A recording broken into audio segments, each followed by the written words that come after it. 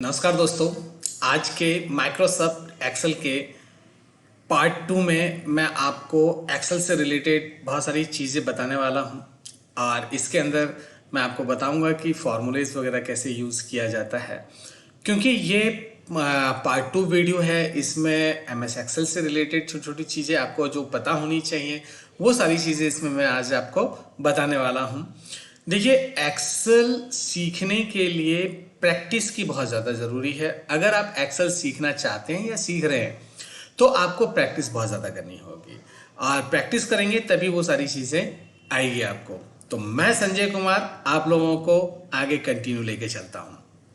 देखिए दोस्तों, ये आपका एक्सेल है, ये एक्सेल 2021 है। हो सकता है आपके में कोई दूसरा वर्जन हो। तो देखिए, बेसिक चीज़ पे जैसे कि मैंने लास्ट वीडियो में भी बताया था कि ये टाइटल बार होता है, ये मेन्यू बार होता है, ये रिबन होता है, ये फॉर्मूला बार होता है। ये सब मैंने आपको बताया था पिछली वीडियो में।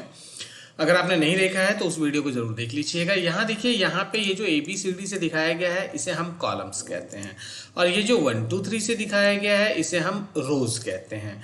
और ये जो बॉक्स है जहाँ पे रो और कॉलम एक दूसरे को कट करते हैं यानी कि इंटरसेक्ट करते हैं, इसे हम इस बॉक्स को हम सेल कहते हैं। ये पूरा एरिया आपका वर्कशीट है और अगर आपने एक वर्कशीट से ज़्यादा वर्कशीट लेना है तो आप यहाँ पे प्लस पे क्लिक करके वर्कशीट ले सकते हैं।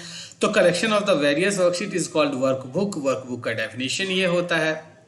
देखिए दोस्तों, जैसे कि आप देखना चाहते हैं कि आपके इस सीट में टोटल नंबर ऑफ रोज कितने हैं, तो इसके लिए आपको आपके कीबोर्ड से कंट्रोल बटन के साथ जो एरो बटन है उसमें राइट वाला एरो बटन प्रेस करेंगे तो आपको वो सबसे लास्ट में लेके जाएगा। और अगर आप कंट्रोल के साथ लेफ्ट वाला एरो प्रेस करेंगे तो स्टार्टिंग में आएगा। इसी तरीके से अगर आप रोज जानना चाहते हैं कि टोटल नंबर ऑफ रोज इसमें कितने हैं तो उसके लिए भी कंट्रोल के साथ आप डाउन एरो प्रेस करेंगे तो आपको बताएगा कि ये देखिए लास्ट पे आ गया कि 10,48,576 टोटल नंबर ऑफ रोज हैं इसके अंदर। और अगर आपको स्टार्टिंग में जाना है तो कंट्रोल के साथ अप वाला जो एरो है वो आपको प्रेस करना है, आप स्टार्टिंग में आ जाएंगे। अब देखिए दोस्तों, यहाँ पे एक्सेल के अंदर जो है, क्योंकि हम फॉर्मूला यूज करते हैं और फॉर्मूला अगर आप यूज करते हैं तो एक्सेल में कोई भी फॉर्मूला यूज करने से पहले आपको क्या करना होता है, इक्वल का साइन लगाना होता है। अगर आप इक्वल का साइन नहीं लगाते हैं तो आपका कोई भी फॉर्मूला वर्क नहीं करेगा, वो टेक्स्ट मोड में चला जाएगा। अब देखिए, ये जो जितने भी बॉक्सेस दिख रहे हैं आपको, सेल्स दिख रहे हैं, इन सभी सेल का एक पर्टिकुलर एड्रेस होता है और एक्सेल के अंदर हम कोई भी फॉर्मूला जो यूज करते हैं उस फॉर्मूले में सेल की वैल्यू यूज नहीं करते हैं, हम सेल का एड्रेस यूज करते हैं। अगर आपने सेल का वैल्यू यूज किया तो फॉर्मूला एक बार काम करेगा और अगर आपने सेल का एड्रेस यूज किया तो वो फॉर्मूला आपका मल्टीपल टाइम तक काम करता रहेगा। अभी मैं दिखाऊंगा अभी। अब देखिए, सबसे पहली चीज क्या होती है, इसमें सिलेक्शन होता है, रेंज होता है। अभी देखिए, जैसे कि मैं यहां से ये बॉक्स है, ये जो बॉक्स है इस सेल का एड्रेस है C2। यहाँ देखिए C कैसे है, C कॉलम है और सॉरी C3, C कॉलम है और 3 नंबर रो है तो इसका एड्रेस होगा C3। अगर मुझे यहां से इधर की तरफ रेंज को सिलेक्ट करना है तो सिलेक्ट करने का प्रोसेस क्या होता है दोस्तों, सिलेक्ट करने का प्रोसेस देखिए, आप अपना माउस पॉइंटर जो है वो इस सेल के बीच में ले जाइए। जब आप इस सेल के बीच में ले जाते हैं तो आप देखते हैं कि आपका जो माउस पॉइंटर है वो प्लस में कन्वर्ट हो जाता है और जब ये प्लस में कन्वर्ट हो जाता है तो आप अपने माउस से इसको प्रेस करके रखिए और जहां तक आपको सेलेक्ट करना है उतना एरिया आप इसको ड्रैग करेंगे और ड्रैग करते हैं तो आप देखिए यहां से यहां तक सेलेक्ट हो गया। तो इस रेंज का जो एड्रेस होगा वो क्या होगा, C3 से लेके J3 तक। क्यों? क्योंकि आपका जो सिलेक्शन है वो C3 से स्टार्ट हुआ है और J3 तक गया है तो इसका रेंज J3 तक आएगा। C3 से लेकर के J3 तक ये रेंज सेलेक्ट हुआ है। तो इस तरीके से आप कहीं का भी रेंज सेलेक्ट कर सकते हैं, कैसा भी रेंज सेलेक्ट कर सकते हैं दोस्तों। चलिए, तो ये तो सिलेक्शन हो गया। सिलेक्शन में देखिए, अभी जैसे मैं यहाँ पे लिख देता हूँ, यहाँ पे सीरियल नंबर लिखता हूँ तो देखिए सीरियल नंबर मैंने यहाँ पे लिखा और सीरियल नंबर लिखने के बाद मुझे क्या करना होता है कि मैंने यहाँ पे, आप देखेंगे कि मुझे क्या करना होता है, मुझे 1 2 लिखना होता है तो मैंने 1 लिखा, फिर मैंने यहाँ पे 2 लिखा। अब ये 1 2 3 4 5 इतना कौन लिखेगा, इतना टाइम किसके पास है। तो मैं क्या करता हूं, इसको ड्रैगिंग सिस्टम से मैं इसको ड्रैग करूंगा। देखिए यहां से आप इसको दोनों को सिलेक्ट कीजिए। सेलेक्ट करने के बाद आप देखिए इस कॉर्नर पे आइए। इस कॉर्नर पे जब आप आओगे तो आप देखोगे कि यहाँ पे क्या आता है कि आप जब यहाँ पे आप पहुंचेंगे तो देखिए ये जो पॉइंट बना आ रहा है, ये पॉइंट देखिए, ये पॉइंट को पकड़ के नीचे की तरफ आप ड्रैग करेंगे और जहां तक आपको वैल्यू चाहिए वहां तक आप इसको ड्रैग करेंगे तो ये आपको वहां तक लेके चला जाएगा। तो ये देखिए यहाँ पे 1 से लेकर के 14 तक के वैल्यू को इसने यहाँ पे ड्रैग करके दे दिया। तो कितना आसान है, जहां तक आपको चाहिए वहां तक आप सिर्फ इसको ड्रैग करते रहिए। दूसरा देखिए, जैसे कि मैंने यहाँ पे लिखा, जैसे सपोज दैट आप 16 लिखता हूँ और 32 लिखता हूँ, इन दोनों को सिलेक्ट करता हूँ, फिर मैं इसको ड्रैग करता हूँ, तो जहाँ तक चाहिए वहाँ तक ड्रैग करके ले सकते हैं। तो देखिए कितनी आसानी से ये वैल्यू ड्रैग होके आ गया। अगर वीकडेज लिखना है, आपको संडे लिखना है, तो मैंने शॉर्ट में सन लिखा और यहाँ पे मैंने इसको पकड़ के ड्रैग कर दिया। तो देखिए यहाँ पे संडे मंडे जो जैसा भी मैंने लिखा वो सब कुछ आ गया यहाँ पे।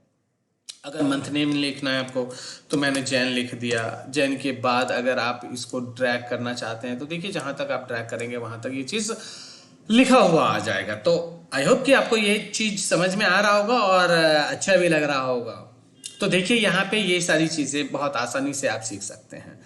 इसके बाद अब हमें कुछ फार्मूलेज, बेसिक फार्मूलेज जो है वो मैं आपको बताता हूँ। पहले मैं इसको सेलेक्ट कर लेता हूँ, यहाँ से सिलेक्ट कीजिए और यहाँ से डिलीट बटन दबा के कीबोर्ड से आप इसको डिलीट कर दीजिए। अभी देखिए दोस्तों, अभी मुझे ऐड करना है। मैंने कोई वैल्यू यहाँ पे लिखा है, यहाँ पे देखिए मैंने कोई वैल्यू लिखा है, इसको मुझे अगर ऐड करना है तो ऐड करने के लिए मुझे क्या करना होगा, ऐड करने के लिए मुझे फार्मूला लिखना होता है। मैं फार्मूला कहीं भी लिख सकता हूँ और मैं यहाँ पे लिखूंगा इज इक्वल टू नहीं लिखेंगे, फार्मूला काम नहीं करेगा। इज इक्वल टू लिखा, फिर मैंने सम लिखा, सम लिख करके कीबोर्ड से टैब बटन दबाइए तो देखिए ऑटोमेटिकली ये जो ब्रैकेट है वो अप्लाई हो जाएगा। और यहाँ पे देखिए सिंटेक्स में आपको कह रहा है नंबर 1 नंबर 2, यानी कि जहां से आपको ऐड करना है वो रेंज। तो मैंने यहाँ पे क्लिक कर दिया। अब यहाँ पे क्लिक कर दिया तो इस सेल का एड्रेस D4 आ गया। अब मुझे यहाँ तक 52 तक सम करना है, तो मैं इसको यहाँ से लेकर के यहाँ तक सेलेक्ट कर लूँगा और फिर ब्रैकेट करूँगा क्लोज एंड देन एंटर करूँगा। तो देखिए यहाँ पे दोस्तों 226 आ गया। मैंने इसको कलर कर दिया कि भैया ये 226 मैंने क्या किया है, ऐड किया है। ऐड करने से आ गया। इसी तरीके से अगर आप नीचे की तरफ करना चाहते हैं तो सेम तरीका है कि आप यहाँ पे जाइए और यहाँ से आप इसको सेलेक्ट कीजिए और यहाँ पे ये ऑटो सम पे क्लिक कर देंगे तो भी ये आपका ऐड हो जाएगा। देखिए ये ऐड हो गया बहुत आसानी से। इसी तरीके से अगर आपको सब्सट्रैक्ट करना है, माइनस करना है, तो आप क्या करते हैं, इसके लिए आपको यूज़ करना होता है इज इक्वल टू। जैसे मैं ये 226 में से 156 लेस करना चाहता हूँ तो सिंपल मैंने इक्वल लगाया, 226 लिखा, 226 पे क्लिक किया सॉरी, और फिर मैंने माइनस का साइन लगाया और इसमें से क्या लेस करना चाहता हूँ 156, इस पर क्लिक किया तो देखिए I4 में से G9 को माइनस कर रहे हैं। एंटर कीजिए, देखिए 70 आ गया। इसको भी मैंने कलर कर दिया अलग, जिससे कि आपको पता रहे कि ये मैंने सब्सट्रैक्ट किया। नहीं आया समझ में, फिर से देखिए इज इक्वल टू 226 माइनस 70 करके एंटर कीजिए, देखिए 156 आ गया। तो इस तरीके से आप सब्सट्रैक्ट कर सकते हैं। अगर आपको मल्टीप्लाई करना है तो देखिए मल्टीप्लाई करने के लिए भी कोई दिक्कत नहीं है। आप 226 मल्टीप्लाई के लिए कीबोर्ड से स्टार बटन दबाना है और आप 70 कर देंगे, एंटर हो जाएगा, देखिए आ जाएगा।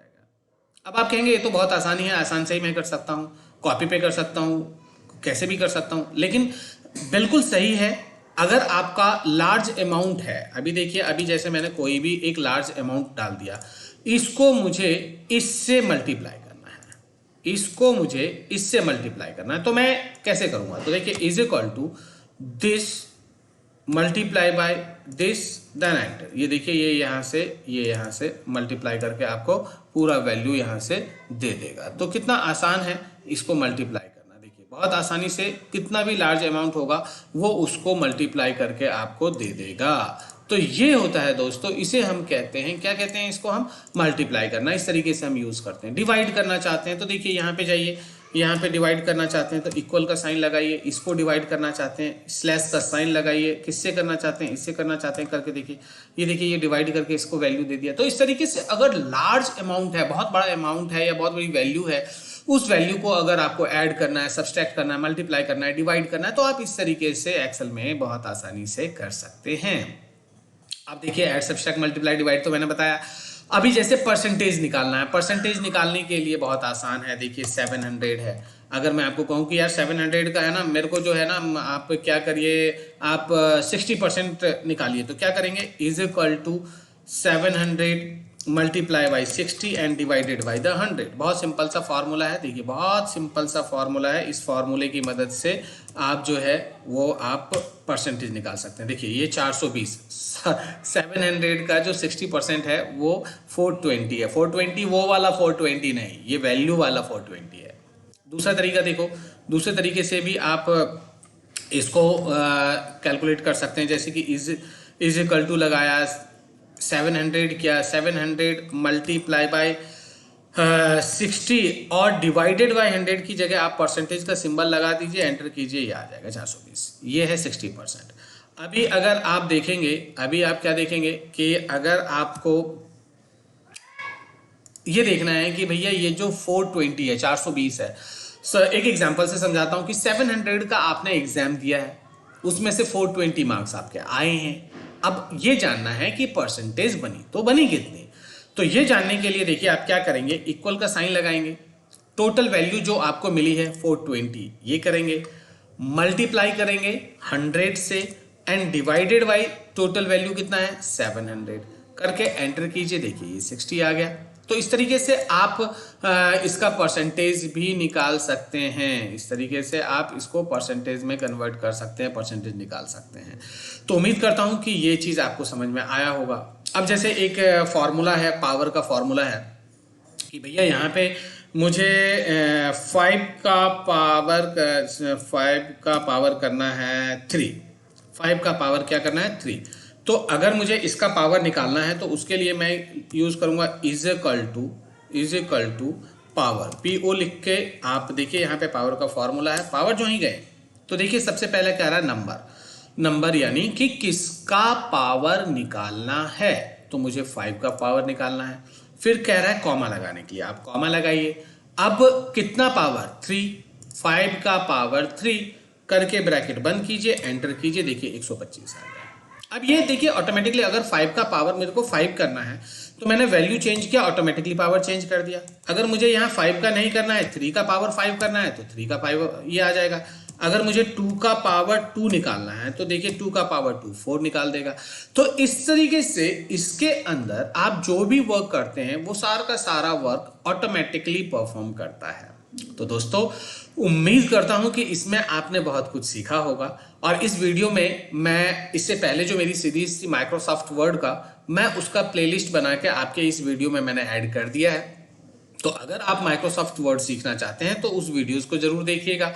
और एक्सेल सीखने के लिए तो मेरे वीडियो के साथ आप कंटिन्यू लगे रहें, जिससे कि मैं नई नई वीडियोस के थ्रू से आपको एक्सेल का नया नया ज्ञान आपको देता रहूं।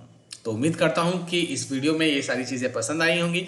और पसंद आई है तो इस वीडियो को लाइक करें, मेरे चैनल को सब्सक्राइब करें और दोस्तों में शेयर करना ना भूलें दोस्तों। Thank you.